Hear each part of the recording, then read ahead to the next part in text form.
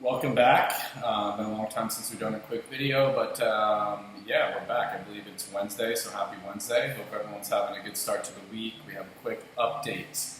Kind of a sensitive topic, but it is an important update, so we want to cover it.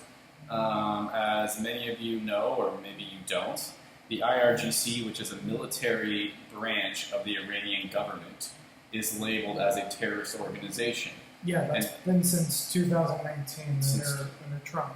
They've been labeled a terrorist organization. Right, and because of that, if you served in the IRGC in any capacity, whether you were conscripted or not, and I believe most, if not all, males are required to do some kind of service. Yeah, in Iran there is mandatory military duty. You can get out of it for some people, but for most people, yeah, they have to serve.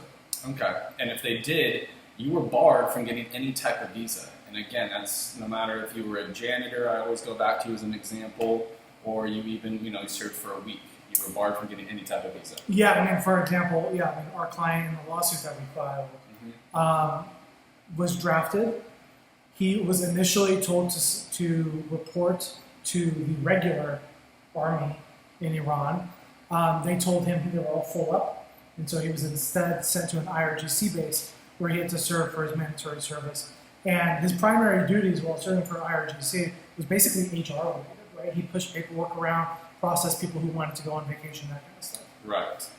And because of that, yes, he would not be eligible for any type of visa. He was denied a visa. Denied a visa, correct. And yeah, Scott mentioned we did file a case in federal court, what Scott did.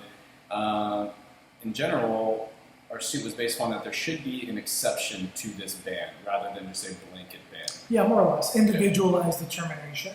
Correct. If what somebody did while they served in IRGC, while they were forced to serve in IRGC, actually rose to the level of terrorist activity. Okay. And that case is still pending, right? That case is still pending. Okay. And there's been a recent development from the State Department.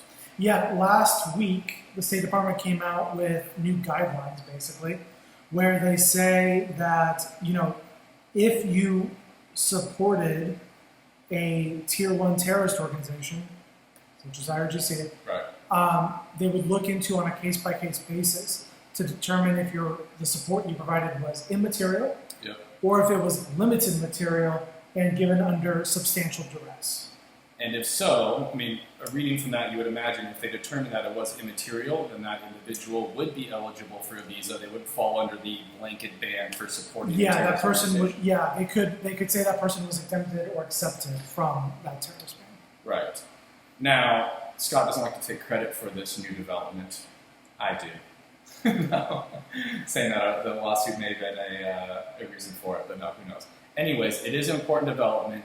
It may impact, a lot of our clients, right? A lot of people I always go to Iran. We've got clients from Iran. Yeah, and just to kind of circle back on this IRGC, the State Department may apply it to people who served in IRGC. They may not. We don't know. Okay. The State Department came out a couple of weeks ago and said that they were going to start doing something similar for people who supported the Taliban. They have not said anything similar for IRGC, and it's just happened last week. We don't know how this is going to work out in practice. Right. Well, so we'll see how it develops. If you have a case pending and you serve in the IRGC, I think it's good news for you. Now there is a possibility of a way forward, where otherwise there was not.